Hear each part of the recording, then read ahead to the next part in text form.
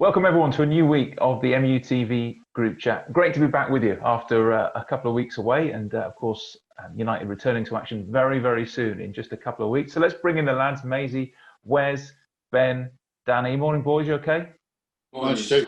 Morning. Good to have you back, mate. Well, I was going to say, did you miss me in the last couple of weeks? Was it difficult for you? Oh. Says it all. Well, it is good to be back. It is good to be back. Lots to get through over the next sort of half an hour or so, particularly with Wes after his exploit last night in Soccer Aid. First of all, though, let's just get a bit of reaction from the show on Friday when Pierre Van Hooijdonk was the guest. Some of your reaction. This is from YouTube. This one, top content today, lads. Van der Sar should be our director of football. It's been mentioned a few times before. This one, Pierre, he definitely knows his football. Kudos to him. This one from the interestingly named Jadon Sancho Confused says, buying Bale will be suicide because he's injury prone. He's a star, so his wages will be high, and above all, he's old. I wish I was that old.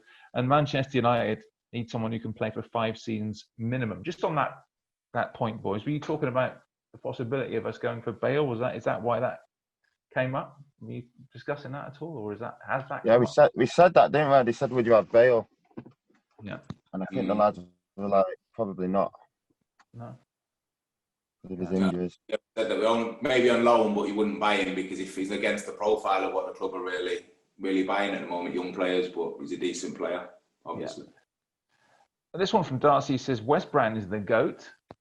Where that comes from, who could possibly anybody who saw Soccer Aid last night surely won't be believing that. And this one a little goal. That's true, actually. Yeah, it was a great tackle. This one from Green Squirrel, who was looking at the show on Friday and says 15 minutes 53 seconds in, look at Wes. And so we've gone to 15 minutes 53 seconds in, and you can see the picture where Ben's laughing hilariously. Danny's laughing uproariously. Maysie laughing, looks delighted. Wes looks furious. Why is that, Wes? Do we know why? What have they said to upset you? I've seen the picture. I was like lying on my side a bit, so nothing. That's just me. I'm sorry for that. Yeah. It's game day. Yes. He was in the zone. I've got to ask you about Soccer Aid, Wes. I mean, come on. It looked a fantastic thing to be involved in. First of all, what was it like to be back playing at Old Trafford again? Yeah, it was good. The pitch was good. We had the sound on actually through the stadium, which made it a bit easier, if I'm being honest. And obviously there was a lot of players that have never played there, so it was great. Obviously they were buzzing off it, if I'm being honest. We got beat, didn't we, on penalties, which isn't good. And then I played the first half, and then 5 minutes of the second half, and if I'm being honest, we got battered for the first time. We were just defending the whole time, but I really enjoyed it. Honestly enjoyed it. Yeah, a few of the old players impressive as well. I mean, I mentioned earlier, Patrice looked as though he could just slot in. Yeah, Pat, he was on a mission, wasn't he? I think he really wanted to score. But yeah, Pat was flying, Fletch, Mikel, doing what they normally do. But it was good to see it. It was good. It was a good laugh as well. It was different at the hotel because it was all sort of COVID. All the stuff we had to do. We could only sit one at a table, two at a table sometimes. So it wasn't the same as previous times. But it was still enjoyable. There were some characters there. Tom Davis, what a guy. Funny guys, comedians. So it's always a good laugh, but it just wasn't the same as it normally is. Yeah. What are those guys like to be around there? Because I mean, you see them like on TV or whatever, and they're great characters. But what are they like? Yeah, some of them were nervous. Yeah. Some of them were nervous, Stu. Yeah, they were like when they were walking out, especially penalties. Yeah, they were. You could see they were nervous, and they said when we got in, I didn't know what to do, didn't know where to look, felt weird. But it's a great experience for him. It's just a shame we weren't allowed to take penalties because I've never took one myself. I would have been it. But there you go. Were you starstruck by anybody, Wes? Did you know any of the guys? Were you starstruck? That's a bad question, Stu. I know most of them anyway. if I'm being honest. But it was nice to see Alfie Allen. He was played one of the guys in Game of Thrones, which I watched. So Like the keeper? Yeah. And he played so much. I mean, he was all right. He just wanted to go in net, but he's tiny, innit? So especially on penalties, the goal looked massive. But he did really well. He saved a good couple of shots in the game. And good lads. Junks and Philly, I love them too. They're just there. They keep the whole group going. They're just comedy throughout. So you can't really go wrong. No. And how was the manager, Wayne Rooney? Wayne was good. He did a couple of speeches and I was surprised. He did really well. I did say to him before, and don't mess this up. But yeah, he was good because he made it funny as well. So I'll give him that. So what was it? There was no hairdryer from Wayne? You hadn't learned from the No, gaffer? What was it? No, there was no hairdryers.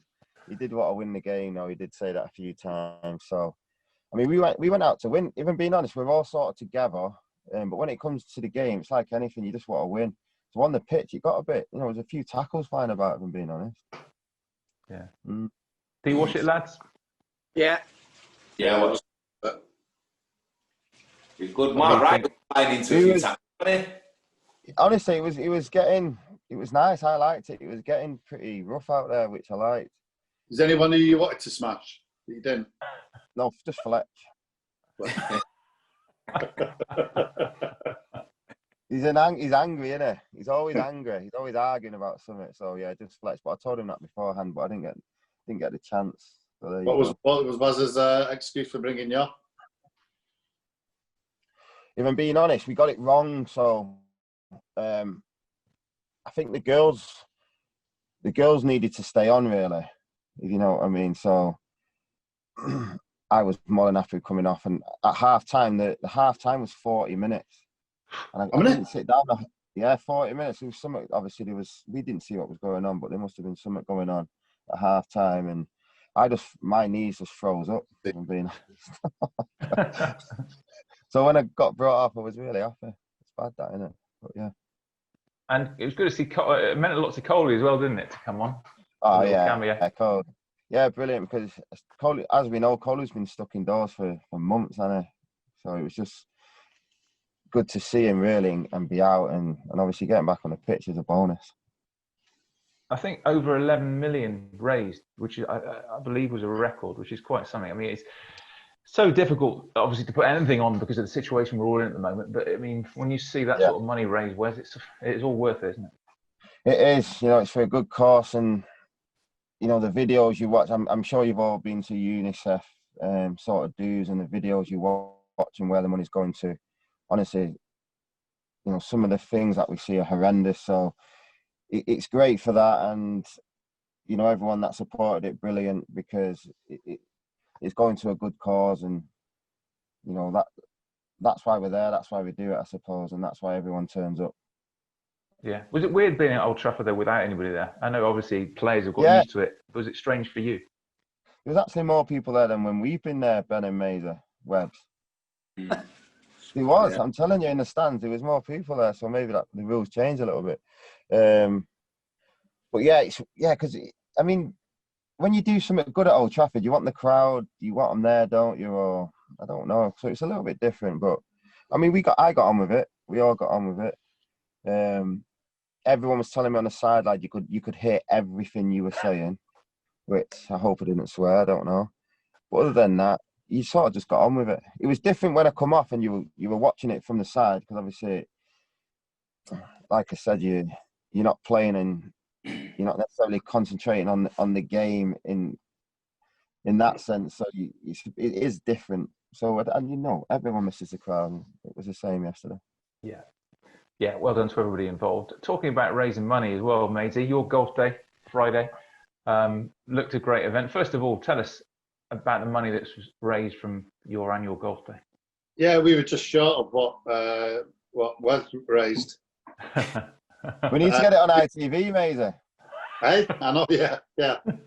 No, we raised just over 15 grand, mate, which in 10 years, I think we raised 124 grand now in 10 years. So some for the Christie, some for cancer research. The weekend was for the Roy Castle Lung Foundation, which is great. And just a great turnout, mate. Totally social distancing. The clubhouse was fantastic. You know, we kept everybody apart. And many thanks to our sponsors. Great North Pie. Ben, you'll say, how good were they? They were phenomenal. Absolutely. How many do you have, Ben? I only had the one, mate, I promise. It wasn't enough, but I did only have the one. I wanted to keep some for somebody else, Wes. They're good, though. They were good. And also Alex at Orca Golf, who supplied all the prizes, and also Singabeer for supplying all the beers. Mark Darcy, they sponsored us. That's the second year they've sponsored us. And Chan and Aaron actually played. And I think we've got some footage of well, I wouldn't say they actually played. I mean, Chan, to be fair to them two, they've only ever had, Aaron's had 2 lessons, Chan has only ever had 1 lesson. And I think this will just demonstrate how bad they were. I'd like to know who gave him the lesson. I can't believe he's had 1 lesson. Looking at that. Unbelievable effort, that. Extraordinary. Because he kept missing the ball. Yeah, he's a great character, Chan, from Mark Darcy, and he always goes every year. So yeah, I've never seen anything like that, though, mate. You got to get some more lessons for him ahead of next year, surely. But do you know what? Do you know the good thing about it, Stu, is that there are some unbelievable players. I mean, the lads who Ben came up with there. What's he called, Ben? Frankie. Plays off like +2. Sharpie was there. I think Sharpie just turned pro on a senior tour. Some top players. So obviously some players are there to win it and play well. Some are there just to support us, and you know, it's those people that keep coming back that make it so special. But yeah, we had a top night. And right at the start, Maysie, as well, you're getting terrified by the firework launch. Just tell us what happened there. Scandalous. Honest to God. So what actually happens? You actually launch the whole thing with a big firework, and then setting a firework. I mean, kids don't try at home setting fireworks off in a beer bottle, but it was secure. There was no chance of it falling over. But then my mate Scouts John comes up behind me, obviously me not knowing, and just bangs me on the back, and it was horrible. I did nearly crap myself. But got the day to a bang, and from then on it was fantastic. It really was. Yeah, well done to you, mate, as well. And there was an auction as well, I think. Didn't Scholes win something interesting? Yes, we had it. Well, it was a little bit of a raffle. Ben bought a Maradona shirt. There was all types of prizes, and we had a raffle, and Scholes managed to win a one night with breakfast at Hotel Football for 2. I love it. But yeah, those Scholes will be staying there, I'm sure, with his missus and having a crack down there. Oh, but he was delighted. Brilliant. So well done to you, mate. Brilliant again. Fantastic again. A couple of things that happened over the weekend. United's women's team got their season underway with, I think, a really, really creditable draw, 1-1 with the champions, Chelsea. Leah Galton getting the equaliser. For that, and also the League Cup draw you might have seen as well. United in the 3rd round will be away to either Reading or Luton, which is not a thrilling draw, is it? But there you go. United away from home in the 3rd round, away to Reading or Luton. Ben, what do you make of both those? First of all, decent result for United women's team, and then it was. Obviously, they're going to be tested a lot more this season, and we all know how good Chelsea are. I think last season, United lost both games against them, so when they played them, so to be able to come into it this time and start off with a really creditable draw against a good side is a really good foothold to get your season going. Continues to be transfer gossip as well with October the 5th, the deadline eventually for transfers. And one player I know impressed you, Ben, when United were in Cologne was Reggie on the left back for Sevilla on loan from Real Madrid. He's been linked with United certainly over the course of the last few days. I think he got injured, I think, playing for Spain, not too badly over the weekend. But Reguilón was a player that definitely impressed you, didn't he, during the Europa League? Yeah, him on one side and obviously Ocampos further forward on the other were the two that definitely caught my eye. But he's a real energetic attacking fullback that gets himself into some great positions, both to supply crosses and to score goals. I think he's on loan from Real Madrid, wasn't he, to Sevilla? But he would be a wonderful acquisition for the back line, and obviously we've got Luke Shaw and we've got Brandon Williams, but we've all been talking about throughout how United need the depth in the squad, and not just the depth but the quality to go with it, and he would certainly fit that bill. Maisie, are you still expecting there to be some sort of movement in and out? It's still, Sancho's being mentioned all the time, Thiago being mentioned, all sorts of. Are you still expecting stuff to happen? Absolutely. Yes, we have to. Yeah, bluntly, because other teams are doing it. Other teams are buying.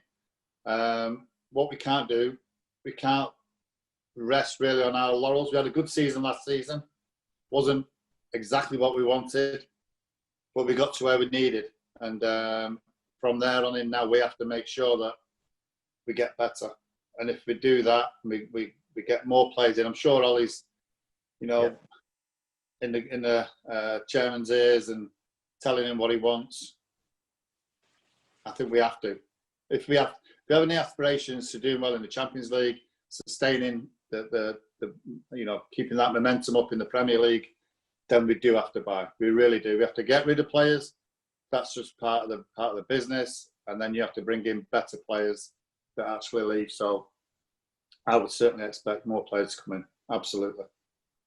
Yeah, Wes, do you think that'll be the case? I mean, it might not be before the season, but it has to be before October the 5th. But ideally, it would be before the season starts. But that's only a fortnight away for United. Yeah, just like the lad said, depth we need, and we need people challenging for different positions. We want to get it to the stage where it doesn't matter who Ollie picks. As fans, you're looking at the team thinking, yeah, we're going to win this game, and we're just missing that little bit. When we don't play our strongest squad, we're not necessarily, as a fan, thinking, yeah, okay, we're going to win this game, and that's what we need to change a little bit. And we do that by getting the players in, and hopefully more do come in. I don't know whether it happened. I can't remember because of time. But I don't know whether it happened before the last show or during the last show. But obviously, the whole Messi situation ended with him, surprise, surprise, staying at Barcelona. Boys, I don't know what do you make of that in the end, Danny? Were you slightly disappointed that he's not in the Premier League, or quite relieved that he's not at City and is staying at Barcelona? No, I always thought when you actually listen to it all, he was going to stay. I just thought once because the La Liga came out and said it as well, that he has to honour his contract. He didn't trigger the clause in June. He couldn't just carry it on. So I always thought it's going to be a big ask, and Barcelona are going to hang on as tightly as possible because they've, over the last however many years, they've lost some major players. To lose him as well would have been a massive, massive hole to fill. So I think they'd probably prefer to have him for one more season while they recruit and then not have him. So I just thought, from our point of view, it's good that he's not gone to City, of course. But yeah, he was never going to leave, because no one's ever going to pay that in this current climate, 600-700 million or whatever it was to take him as well. So next year, you never know. We're probably all fans of him, Ben. But I mean, are you pleased that he's staying with Barcelona away? Well, unless he was going to come to Old Trafford, I don't think that. I'm with Danny. I said right the way throughout that I could never. I'm saying never see him leave Barcelona. I couldn't see him doing it with what somebody would have to pay in this current climate. It's just an astronomical figure. You understand why Barcelona are demanding it for one of the best players, if not the best player on the planet, for the last 10 years. But I think it's better for everybody in the Premier League, unless you were going to be the recipient that he stayed where he was. And I think it will also help Barcelona to recruit as Danny's just said, because having the opportunity to play with somebody like Messi will certainly be a pulling point for any players that they necessarily want to bring in. And I think, like Real Madrid, they've realised in the last 2 or 3 seasons that they need to start doing that as well, because they're becoming a little bit of an ageing team.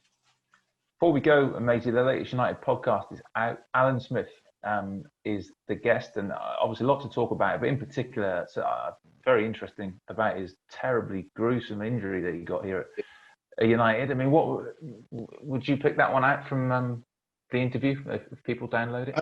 Well, you'll pick that out. You'll also pick the love he had for Keane. Yeah. The fact that leaving Leeds to come to Man United. He never thought it was going to happen. It didn't happen initially it didn't happen because he wanted to help Leeds to stay in the Premier League.